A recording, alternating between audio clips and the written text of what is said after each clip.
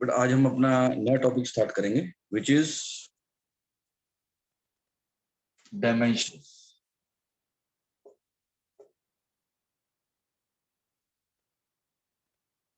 Dimensions क्या होता है, राइट? आज हमने डायमेंशंस पढ़ना है। फर्स्ट हमें जो इसके लिए हमें थोड़ा बेसिक आइडिया होना चाहिए।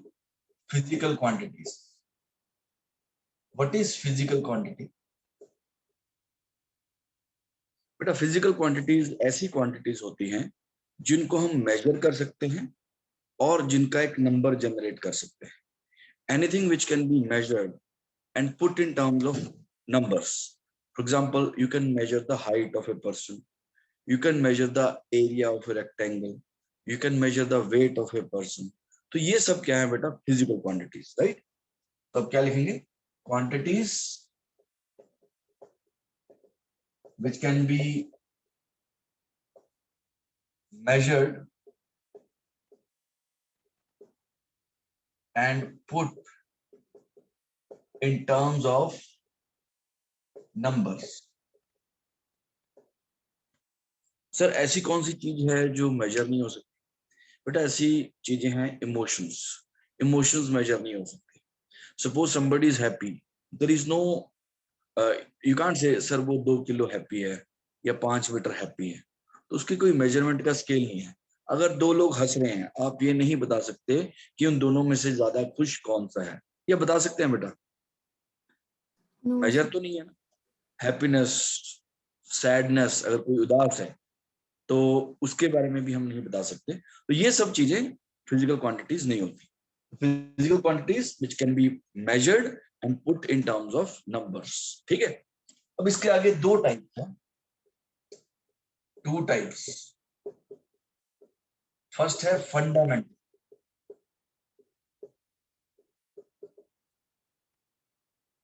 फंडामेंटल फिजिकल क्वांटिटीज कौन सी है? फंडामेंटल फिजिकल क्वांटिटीज वो हैं जिनको they are the most basic, सबसे बेसिक वाली है, यानी कि इनको किसी और के टर्म्स में लिखा नहीं जा सकता।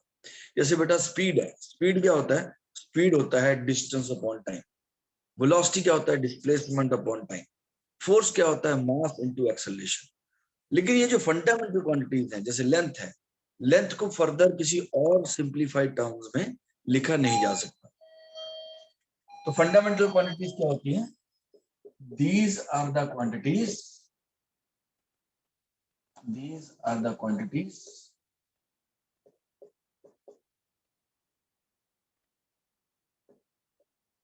which cannot be derived, which cannot be expressed, लिख लो या expressed in terms of each other.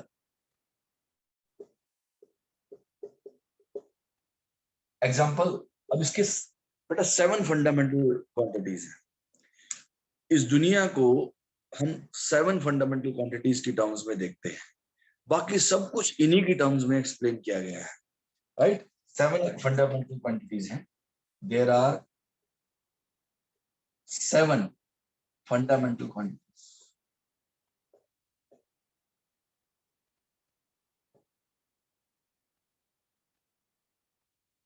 Mass,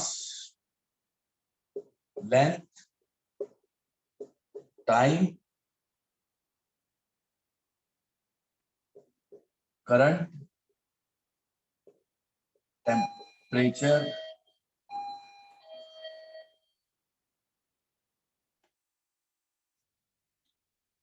amount of matter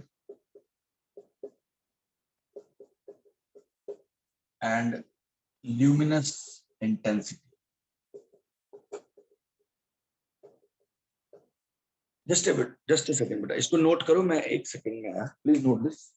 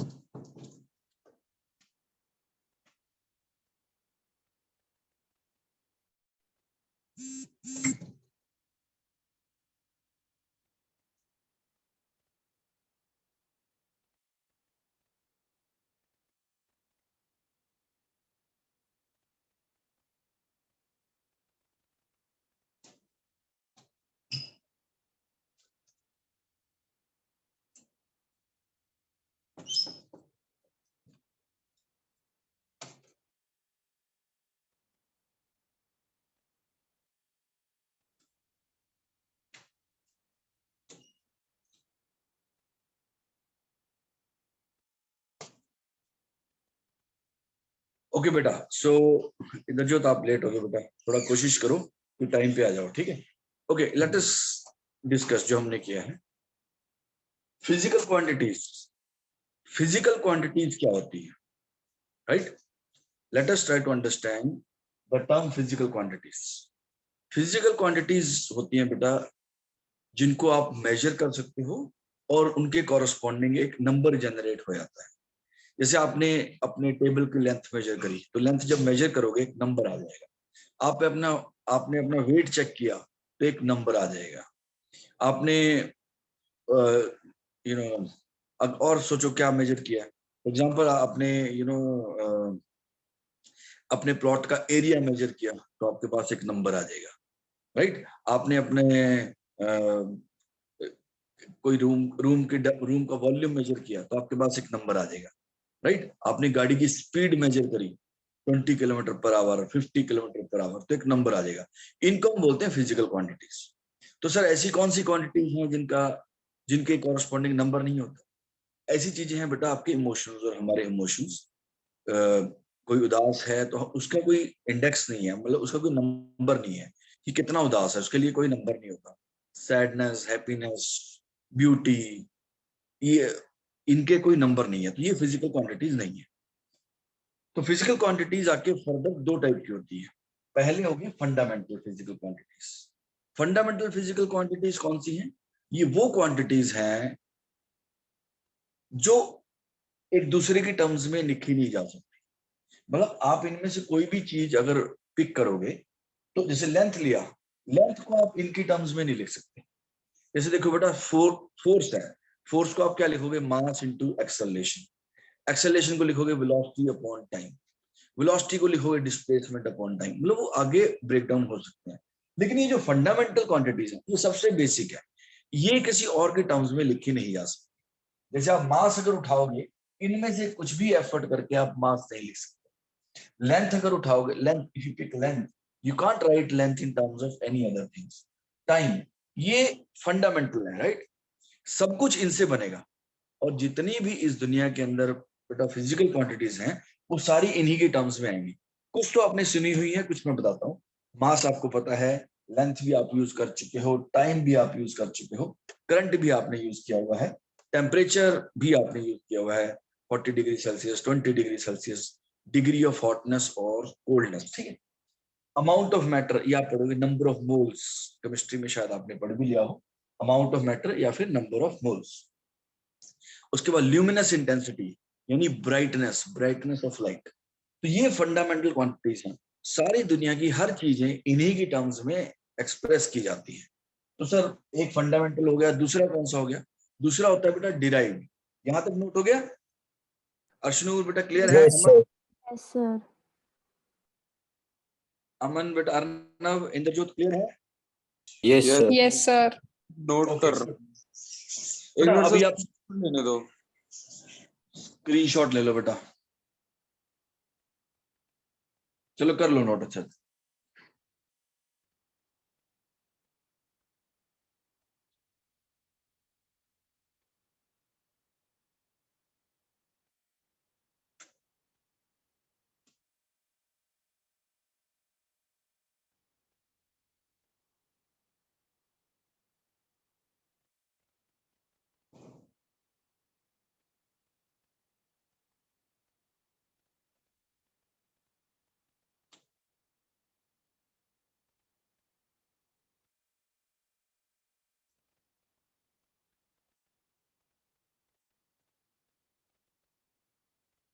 हो गया बेटा नोट, इंद्रजोत?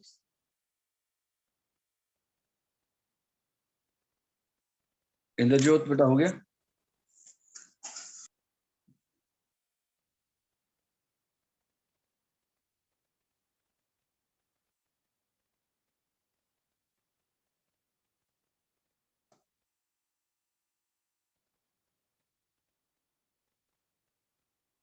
ओके, फर्स्ट हो गया बेटा फंडामेंटल। अब सेकंड देखते हैं बेटा, अगर नहीं हुआ तो आप वीडियो में देख के नोट कर लेना बेटा, ठीक है? आपको अंडरस्टैंडिंग होनी चाहिए मेन अभी। दूसरी क्या होती है बेटा, सेकंड टाइप है डिराइव्ड क्वांटिटीज। अब डिराइव्ड क्वांटिटीज कौन सी होती है? जो फंडामेंटल से ही आई है। These are the quantities which are derived from fundamental quantities.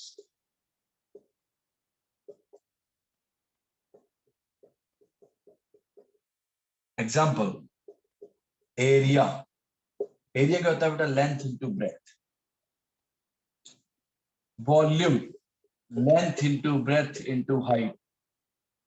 Speed, speed क्या होता है बेटा? Distance upon time. तो ऐसे और भी बहुत सारे हैं, फोर्स है, वर्क है, स्पेसिफिक हीट है, बहुत सारे हैं। तो ये सारे के सारे फंडामेंटल क्वांटिटी से निकल के आए हैं, तो इनको हम बोलते हैं derived quantities. These are the quantities which are derived or expressed using fundamental quantities. Please note this down. बेटा क्लियर हो गया जो मैंने बोला? Is this clear? Yes, sir. Okay, Yes, good. sir. Please note this down.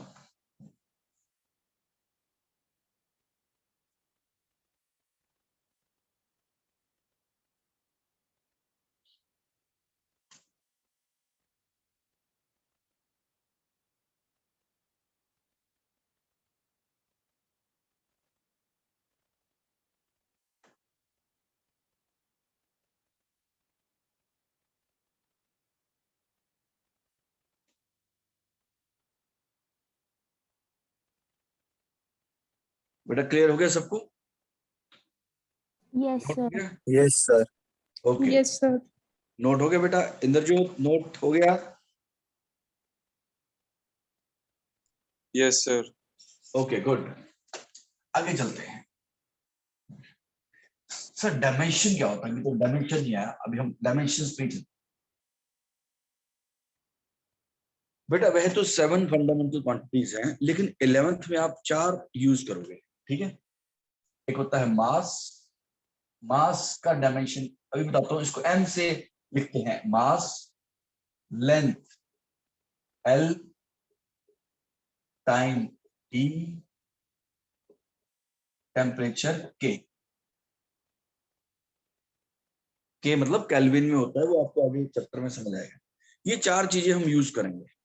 अब dimensions क्या होता है? Dimensions, they are the number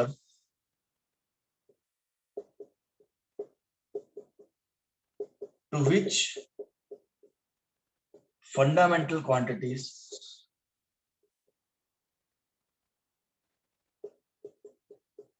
must be raised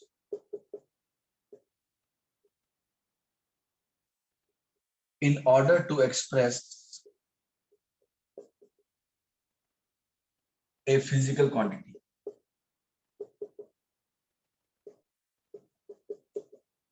ये तो इसकी होगी डेफिनेशन। अब इसका मतलब क्या है? ये क्या कहता है कि dimensions they are the numbers to which fundamental quantities must be raised in order to express a physical quantity. अब मास है, जैसे मास के डायमेंशन लिखने हैं।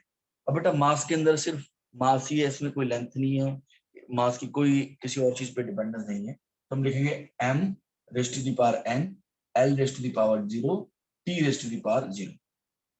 के भी बहुत ही कम यूज होगा, टेम्परेचर एक आधे ही फार्मूले में यूज होगा। बेसिकली आपके एम, एल और टी यूज होंगे, मास, लेंथ और टाइम यूज होंगे। सो बेटा डायमेंशन। अब मास, इसको हम रीड कैसे करेंगे? ये जो ऊपर वाले नंबर आए हैं यही डायमेंशन है। ये जो ऊपर वाले नंबर है, these are the dimension, right? अब मास क्या है, हम इसको क्या बोलेंगे, मास की डायमेंशंस मास की टर्म्स में कितनी हैं 1, लेंथ की टर्म्स में डायमेंशन कितनी है 0, और टाइम की टर्म्स में डायमेंशन कितनी है 0, right, that is how we read. एक बार लिख के देखते हैं लेंथ, लेंथ को कैसे लिखेंगे, अब इसमें ना मास आएगा और ना ही इसमें टाइम आएगा, लेंथ आएगी वो भी एक बार। तो लेंथ के डायमेंशन क्या हो गए, आप इसको बोलोगे कैसे, ये जो पूरी चीज है बेटा, ये पूरी चीज है डायमेंशनल फॉर्मूला, ये डायमेंशनल फॉर्मूला है। लेकिन इसको रीड कैसे किया जाता है, अगर आपसे पूछे कोई डायमेंशन क्या है, डायमेंशन है बेटा ये नंबर, ये जो ऊपर वाले हैं ये डायमेंशंस हैं।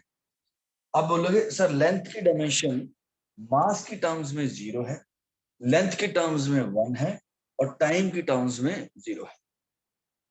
लेंथ की डायमेंशन मास की टर्म्स में 0, लेंथ की टर्म्स में 1, और टाइम की टर्म्स में 0, राइट। इसको ऐसे रीड करना। अब और लिखते हैं जैसे एरिया, अब एरिया में बेटा क्या आ जाएगा, लेंथ इंटू ब्रेथ। अगर आप देखो लेंथ इंटू ब्रेथ, लेंथ, अब ब्रेथ भी एक तरह की लेंथ ही होती है, वो भी मीटर में मेजर होती है, वो तो सिर्फ हम अलग अलग नाम दे दिया हमने, अदरवाइज ये भी लेंथ है और ये भी लेंथ है। तो बेटा लेंथ दो बार आ गया, एल इंटू एल, इसके डायमेंशन क्या बन जाएंगे, m0 l स्क्वायर t0, यानी कि हम क्या बोलेंगे, एरिया के डायमेंशन मास की टर्म्स में क्या है 0, लेंथ की टर्म्स में क्या है 2, और टाइम की टर्म्स में क्या है 0। बेटा समझ आ रहा है कैसे लिखने हैं, Yes, sir. Right, Yes, Yes, sir. sir. Good. ये पूरी चीज क्या है, ये पूरी चीज डायमेंशनल फॉर्मूला है, किसका, एरिया का।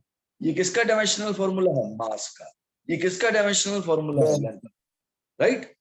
और ये नंबर ऊपर वाले ये डायमेंशंस हैं, right. Please note this down.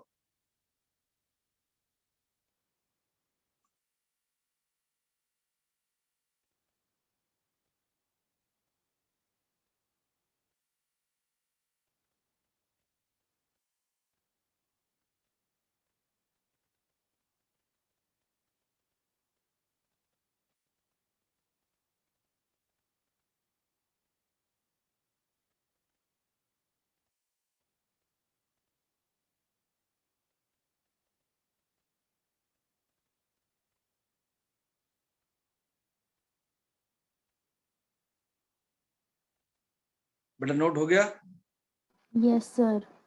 Okay good. Yes, sir. अब हम इसके डायमेंशन निकालेंगे और चीजों के, तो उससे आपको क्लियर हो जाए।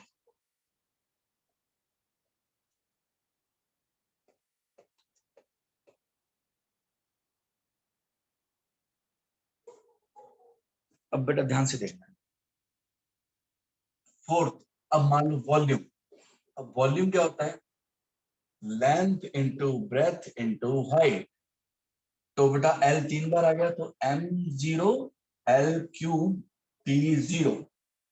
मैं एक बार फिर से बोलता हूं, इसको रीड कैसे करेंगे, dimension of volume is m0 L3 t0, मतलब ये डायमेंशनल फॉर्मूला हो गया उसका। और हम अगर बोलना चाहे इंडिविजुअल, वॉल्यूम के डायमेंशन मास की टर्म्स में 0 है, लेंथ की टर्म्स में 3 है, और टाइम की टर्म्स में 0 है, राइट। उसके बाद नेक्स्ट डेंसिटी, डेंसिटी होता है बेटा मास अपॉन वॉल्यूम, यानी कि अब देखो ये हो गया m upon L cube, right. m upon L cube हो गया, तो इसको क्या लिखेंगे, m l माइनस 3 t0।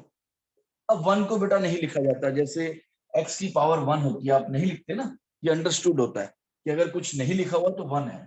तो वैसे ही डायमेंशंस में भी कई बार 1 नहीं लिखा जाता। तो अब इसको क्या रीड करेंगे, डेंसिटी का डायमेंशनल फॉर्मूला क्या है, m1 l माइनस 3 t0, या फिर इसको ऐसे भी बोला जाता है, सर डेंसिटी की डायमेंशन जो है वो मास की टर्म्स में है 1, लेंथ की टर्म्स में है -3, एंड टाइम की टर्म्स में है 0। इस तरीके से इसको रीड करते हैं, ओके। डेंसिटी के बाद हम चलते हैं, सपोज स्पीड। स्पीड क्या होता है बेटा, स्पीड होता है डिस्टेंस अपॉन टाइम। अब डिस्टेंस क्या होता है, लेंथ l अपॉन t, तो क्या बन गया ये l t -1, और m तो आया ही नहीं, m की पावर 0। कई बार m की पावर 0 लिखा भी नहीं जाता है, मतलब m को छोड़ देते हैं, सिर्फ LT-1 भी लिख देते हैं। इट इज योर चॉइस, ठीक है। तो मैं लिखता हूं क्योंकि कई बार इसका जरूरत पड़ सकता है। तो स्पीड के डायमेंशन क्या हो गए सर? मास के टर्म्स में 0, लेंथ के टर्म्स में 1 एंड टाइम के टर्म्स में -1। ओके, वेलोसिटी, वेलोसिटी क्या होता है बेटा? Velocity is displacement upon time. लेकिन बेटा डिस्प्लेसमेंट भी तो एक तरह की लेंथ ही होती है, तो डिस्प्लेसमेंट क्या आ गया? L upon T. तो क्या बन जाएगा? m0 LT-1। तो ये वेलोसिटी के डायमेंशन आ गए, राइट बेटा। जहां नहीं समझ आएगा पूछ लेना। एक्सेलरेशन, एक्सेलरेशन होता है वेलोसिटी अपॉन टाइम, राइट। वैसे अगर हम एग्जैक्ट लिखें तो एक्सेलरेशन की वैल्यू होती है change in velocity upon time taken, change in velocity upon time taken. लेकिन मैं अभी शॉर्ट में लिख रहा हूँ, ऊपर वेलोसिटी आता है, नीचे टाइम, ठीक है। तो अब वेलोसिटी के हमने डायमेंशन निकाल ली LT-1 अपॉन क्या आ गया? टी। तो कितना आ गया? LT-2 m0 LT-2। तो डायमेंशन ऑफ एक्सेलरेशन मास के टर्म्स में 0, लेंथ के टर्म्स में 1 और टाइम के टर्म्स में -2। ओके, नेक्स्ट चलते हैं फोर्स। अब बेटा फोर्स क्या होता है? फोर्स है mass into acceleration, mass into acceleration. तो मास m हो गया और एक्सेलरेशन हमने निकाला हुआ है LT-2। तो ये मल्टीप्लाई हो जाएंगे बेटा, मल्टीप्लाई हो गया तो क्या आ गया? MLT-2, right. तो मास इनटू एक्सेलरेशन, m की पावर 1, l की पावर भी 1, t की पावर भी t की power -2। So dimension of force is 1 in terms of mass, 1 in terms of length and -2 in terms of time. And ये dimensional formula हो गया MLT-2। Is this clear बेटा? Yes, sir. Yes, Yes. sir. Okay, good. उसके बाद हम चलते हैं work. Work क्या होता है बेटा? वर्क होता है फोर्स इनटू डिस्प्लेसमेंट। अब फोर्स जो हमने पहले निकाला हुआ है MLT-2 इनटू डिस्प्लेसमेंट यानी कि लेंथ, कितना बन गया? ML2T-2। ये आपके वर्क के डायमेंशन। बेटा नोट कर लो, और कोई पॉइंट नहीं क्लियर हुआ प्लीज पूछ लो, अभी हम थोड़े और डायमेंशंस निकालेंगे।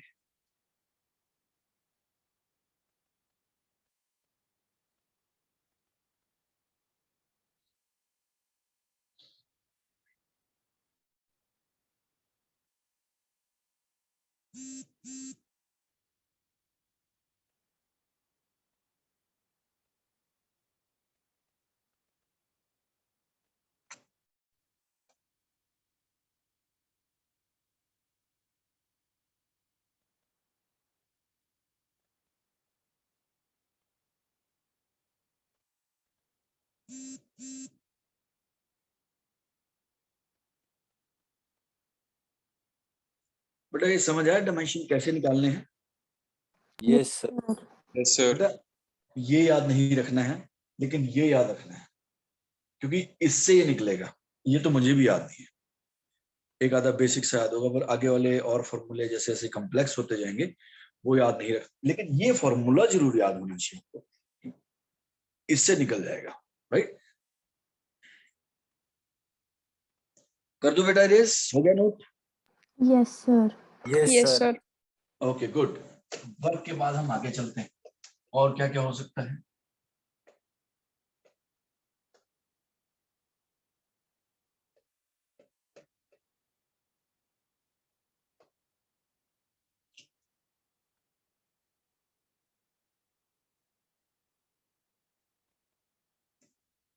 Linear momentum. कुछ चीजें बेटा आपने पहली बार सुनी होंगी, तो अभी आपको उनको वैसे ही याद करना है, अदरवाइज वो चैप्टर्स आएंगे वहां पे उनको डिटेल में पढ़ना है। मास वेलोसिटी होता है ना? हाँ बेटा, very good. Linear momentum class 9th में आपने पढ़ा, मास इनटू वेलोसिटी। तो कितना बन गया? MLT-1। m मास हो गया, वेलोसिटी हमने निकाला था LT-1, तो MLT-1। इम्पल्स, इम्पल्स बेटा होता है force into time. Okay, force into time. तो फोर्स क्या था बेटा? फोर्स था mlt-2 इनटू टाइम यानी t। तो कितना बन गया? mlt-1। तो बेटा कई चीजों के डायमेंशन सेम भी हो जाएंगे। देखो, लीनियर मोमेंटम और इम्पल्स के डायमेंशन सेम आ गए। कई बार आपसे ऐसा क्वेश्चन भी पूछ लेते हैं, write two physical quantities whose dimensions are same, या फिर लीनियर मोमेंटम के डायमेंशन जैसे डायमेंशन किसके होते हैं, राइट। 13 एंगल। अब एंगल बेटा जो होता है, एंगल होता है length of the arc upon radius, इसको एंगल बोलते हैं, length of the arc upon radius. अब बेटा ऊपर भी लेंथ आ गई, नीचे भी लेंथ आ गई, यानी कि डायमेंशनल फॉर्मूला क्या हो गया? m0 l0 t0। तो इसको हम बोल देते हैं dimensionless. So angle is a dimensionless quantity. ऊपर क्या है? Length of the arc. अब लेंथ ऑफ द आर्क किस में होगी? मीटर में ना, वो भी लेंथ है। लेंथ अपॉन लेंथ, तो एल और एल कैंसिल हो गया, और मास और टाइम तो पहले से ही नहीं था, तो डायमेंशन क्या आ गया? m0 l0 t0। तो हम बोलेंगे कि एंगल जो होता है वो डायमेंशन लेस होता है। ओके। 14 angular velocity. बेटा एंगल का सिंबल होता है थीटा, इस एंगुलर वेलोसिटी का सिंबल होता है ओमेगा। इसको है तो डब्ल्यू, पर इसको ओमेगा बोलते हैं, ठीक है। तो आप नाम से याद रख सकते हो, एंगुलर वेलोसिटी ये होता है एंगल अपॉन टाइम। बेटा एंगल के डायमेंशन तो है नहीं, तो t-1 है, m0 l0 t-, right. Frequency. Frequency क्या हो गया बेटा? फ्रीक्वेंसी होता है 1 अपॉन टाइम पीरियड। अब टाइम पीरियड क्या होगा? टाइम हो गया, तो 1 अपॉन टाइम, यानी इसके डायमेंशन क्या हो गए? t-1।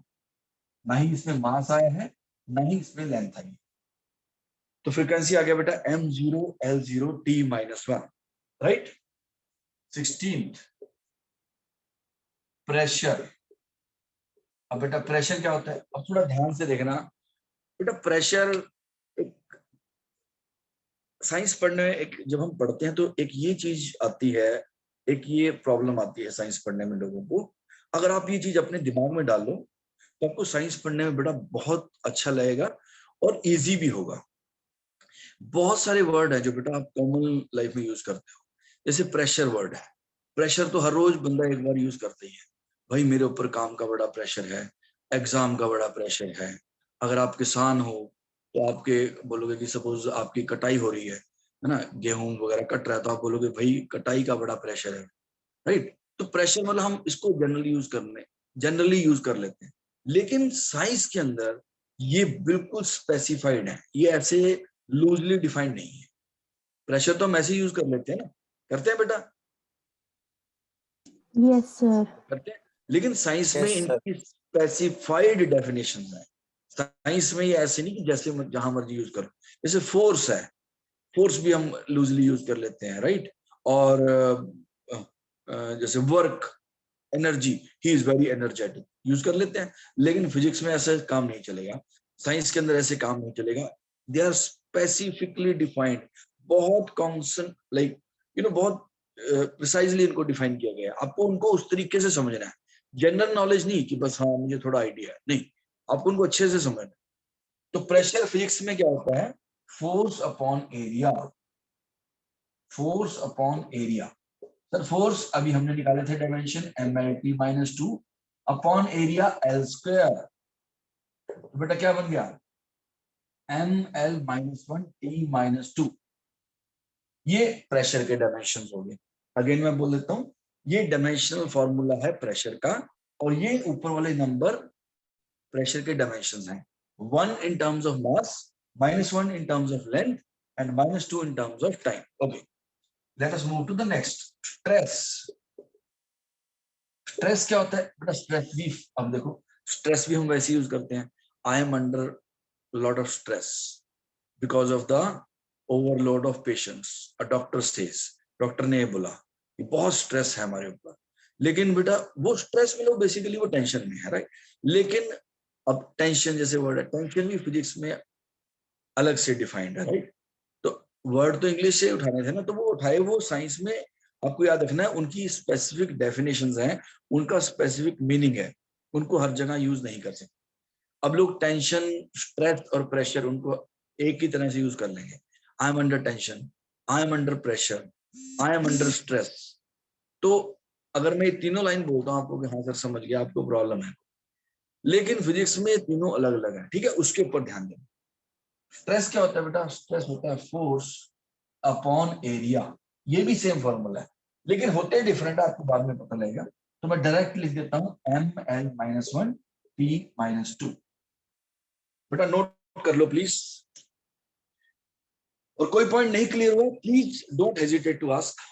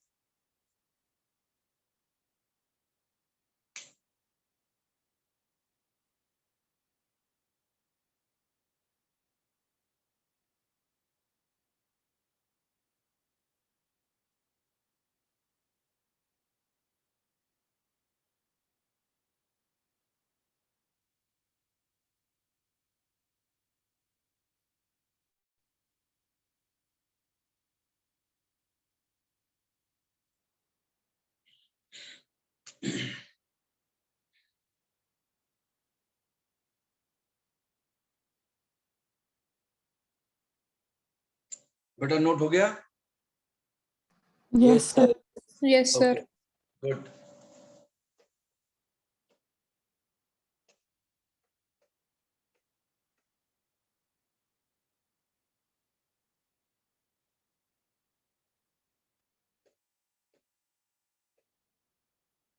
बेटा अब इस तरह से और भी बहुत सारे डायमेंशंस निकाले जा सकते हैं। मैं आज आपको नोट्स भेज दूंगा, उसमें बहुत सारे डायमेंशन निकाले हुए हैं, आपको वहां से करने हैं।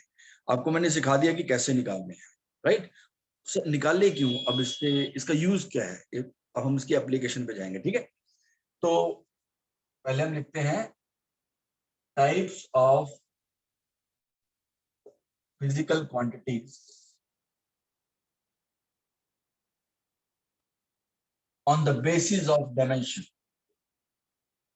on the basis of dimensions। अगर हम डायमेंशंस को देख के फिजिकल क्वांटिटी को आगे सेग्रीगेट करते हैं तो कितने टाइप की होती है? पहला, dimensional variable.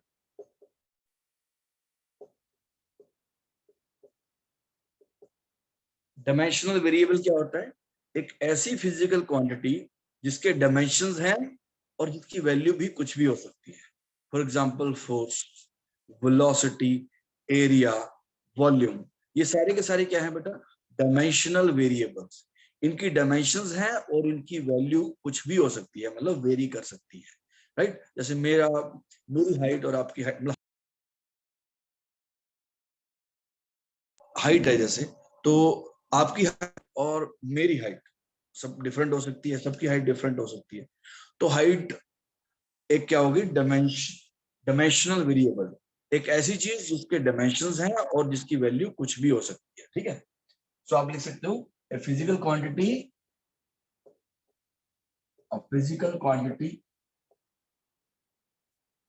which has dimensions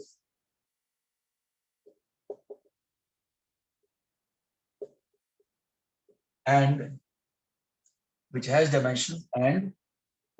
it can have different values it can have different values. Second पे चलते हैं, डायमेंशनल कांस्टेंट। अब नाम से ही आपको थोड़ा पता लग गया होगा, बताओ बेटा इसका मतलब क्या हो गया? Dimensional constant, value same. इसकी वैल्यू कांस्टेंट हो। हाँ डायमेंशंस तो होंगे लेकिन वैल्यू कांस्टेंट होगी। अब मैं लिख देता हूं, फिजिकल क्वांटिटी,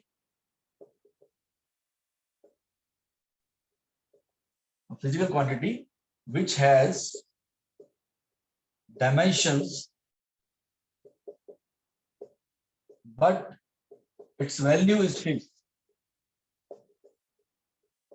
इसकी वैल्यू फिक्स्ड है। Example G, universal gravitational constant, आपने पढ़ा हुआ है, force F equals to G m1 m2 by r square. तो ये G की वैल्यू जो है, ये G की वैल्यू फिक्स्ड है, इसकी वैल्यू डिफरेंट नहीं हो सकती। इसकी वैल्यू होती है बेटा 6.67 इंटू 10 टू द पावर -11, ठीक है। इसके डायमेंशंस भी होते हैं, वो हम निकालेंगे इसके बाद। जी हो गया ग्रेविटेशनल कांस्टेंट,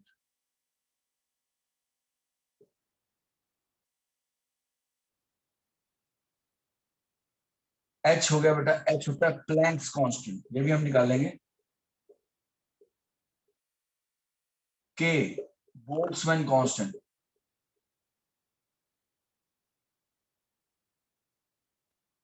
ये फिजिकल क्वांटिटीज हैं, इनकी वैल्यूज बेटा कांस्टेंट होती है और इनके डायमेंशंस भी होते हैं, ठीक है। इसको नोट कर लो, फिर हम थर्ड और फोर्थ भी आएगी इसमें। हाँ जी बेटा, इसमें से ग्रेविटी भी आ सकती है। स्मॉल नहीं बेटा, जी की वैल्यू वेरी करती है। गुड पॉइंट, बहुत अच्छा पॉइंट है। जो जी है हम लेके चलते हैं, जी की 9.8 होता है, लेकिन इसकी वैल्यू डिफरेंट होती है। इसकी वैल्यू, जी की वैल्यू गोवा में डिफरेंट होगी, माउंट एवरेस्ट पे डिफरेंट होगी।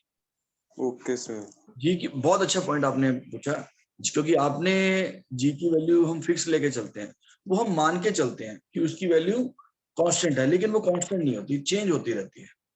वो एक आपका चैप्टर है पूरा ग्रेविटेशनल, तो उसमें आपको वो समझ आएगा। अब इसको नोट कर लो।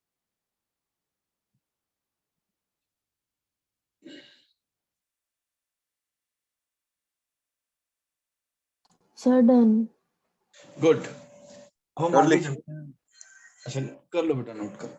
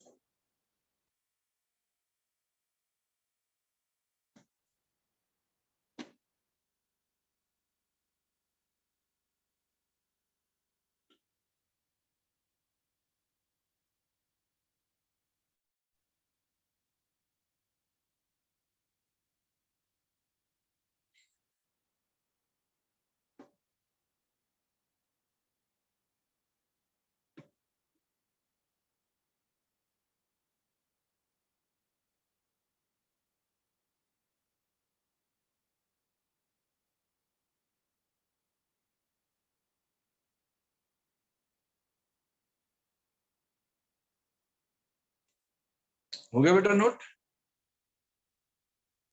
Yes sir. ओके ओके, अब हम इसको ही कर लेते हैं बेटा।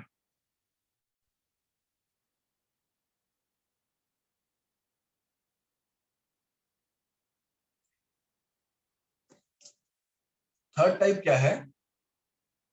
Dimensionless variable. डायमेंशनलेस वेरिएबल मतलब एक ऐसी फिजिकल क्वांटिटी जिसका डायमेंशन नहीं है, लेकिन उसकी वैल्यू कुछ भी हो सकती है। A physical quantity which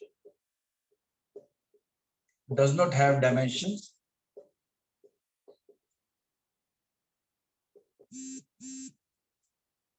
but its value can be different. Sir इसमें एंगल आएगा। Very good example, angle theta लिख देता हूं। थीटा, अगर आपको याद हो क्लास 10th में म्यू होता था, रिफ्रैक्टिव इंडेक्स याद है बेटा? Yes, sir. Sir. Yes. Refractive index किसके बराबर होता है? Speed of light in vacuum upon speed of light in medium. तो स्पीड अपॉन स्पीड हो गया बेटा, वो कैंसिल हो जाएगा, तो डायमेंशन लेस हो जाएगा। थीटा हो गया, म्यू हो गया, ठीक है, ये आपके डायमेंशन लेस वेरिएबल हो गए। एक और लिख लेते हैं, इसको हम बोलते हैं relative density. Density of object upon density of water, इसको भी हम डायमेंशनलेस वेरिएबल बोलेंगे, ठीक है, क्योंकि सर रिलेटिव एक और आ जाता हाँ जी, मैग्निफिकेशन जो हमने लाइट चैप्टर में करा 10th में। मैग्निफिकेशन, हाँ वो भी हो सकता है, क्योंकि मैग्निफिकेशन भी height of the image upon height of the object होता है। बिल्कुल ठीक है, वेरी गुड बेटा, वेरी नाइस ऑब्जर्वेशन। अब चौथा आप बता सकते हो क्या होगा बेटा? Sir Dimension- dimensionless Is constant. constant. हाँ बिल्कुल, a physical quantity which has dimensions but its value is fixed।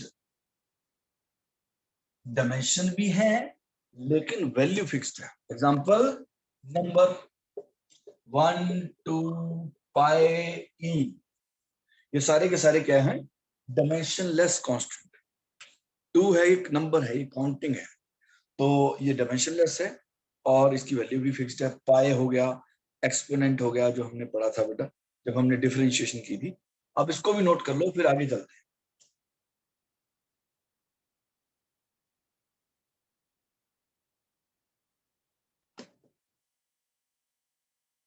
Sir हाँ जी बेटा, फोर्थ में डायमेंशनलेस कांस्टेंट में डायमेंशंस होंगी।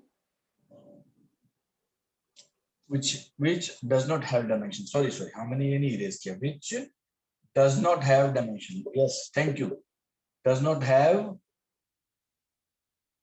यहां लिख देता हूं, dimensions and its value is fixed। A physical quantity which does not have dimensions and its value is fixed।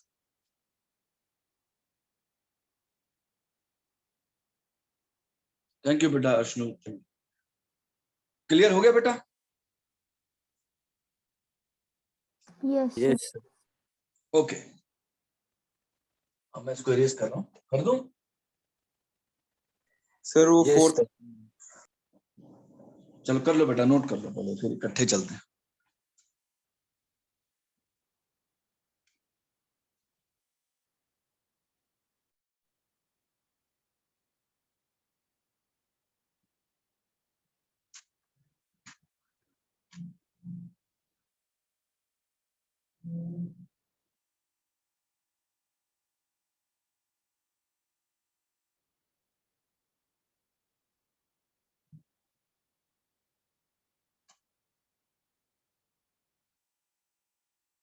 Okay, हम थोड़े मुश्किल वाले डायमेंशन निकालते हैं।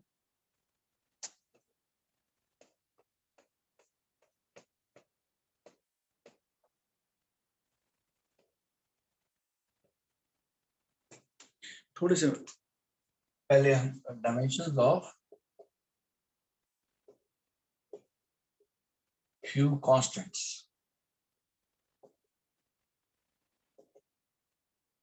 कुछ कांस्टेंट्स की डायमेंशन निकालते हैं। जैसे पहला हम निकालते हैं जी की, जी की डायमेंशन निकालते हैं। अब इसके डायमेंशन कैसे निकलेंगे बेटा? आपने पढ़ा है formula F equals to G m1 m2 by R square. Yes sir. यहां से बेटा जी की वैल्यू क्या आ जाएगी? F R square upon m1 m2। तो जी F के डायमेंशन क्या हो गया बेटा? mlt माइनस 2, अभी हमने निकाले थे, इनटू एल स्क्वायर रेडी। ये आर क्या होता है? आर होता है, R is the distance between two masses. R क्या होता है? Distance between two masses. Yes तो सर। एफ हो गया M L T minus 2, R L का स्क्वायर अपॉन एम स्क्वायर। तो जी की वैल्यू बेटा कितनी आ गई? M minus 1 L cube T minus 2। Is this clear? Yes sir. Yes sir. Yes, sir. यही से बेटा आप इसके यूनिट भी बना सकते हो। मास मतलब केजी -1 मीटर क्यूब सेकंड -2, ये इसके यूनिट बन गए। और यहां से भी न्यूटन, यहां से भी बन सकते हैं यूनिट एक, newton metre square kg -2।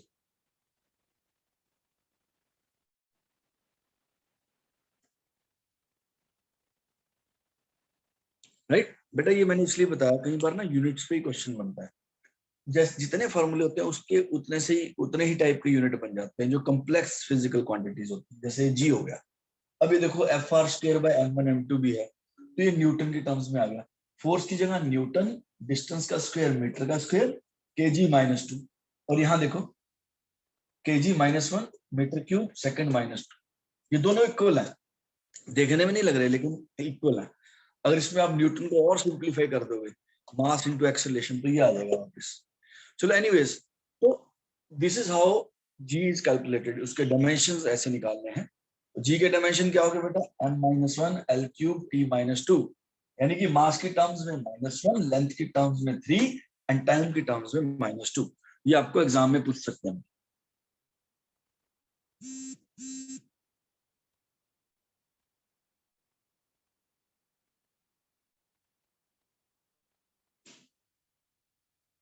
Note कर लो बेटा प्लीज।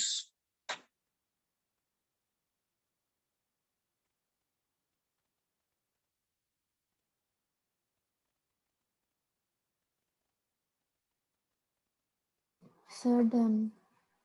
Okay good. अब एक और डायमेंशन निकालते हैं बेटा हम।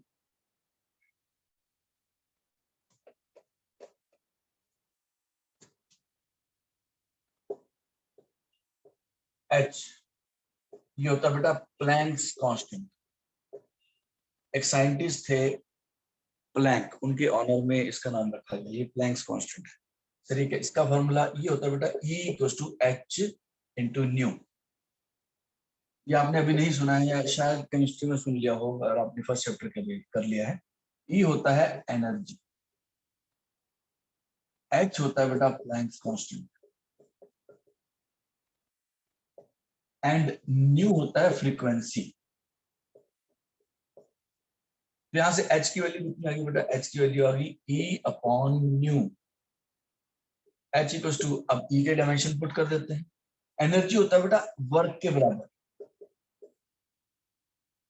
एनर्जी वर्क से ही आती है, तो एनर्जी के डायमेंशन वर्क जैसे होते हैं, ml² T-2।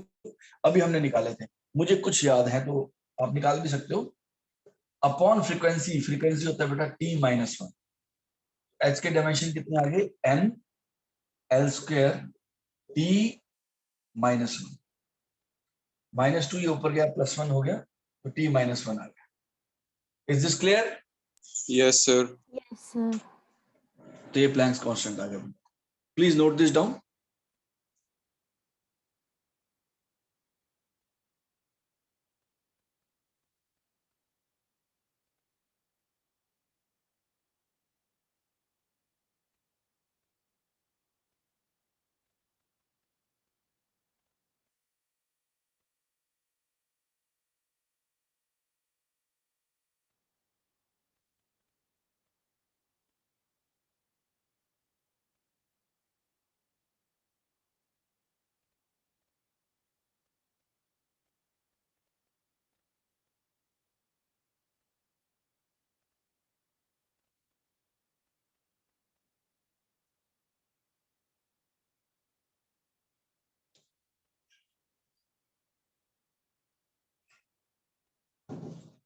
बेटा नोट हो गया?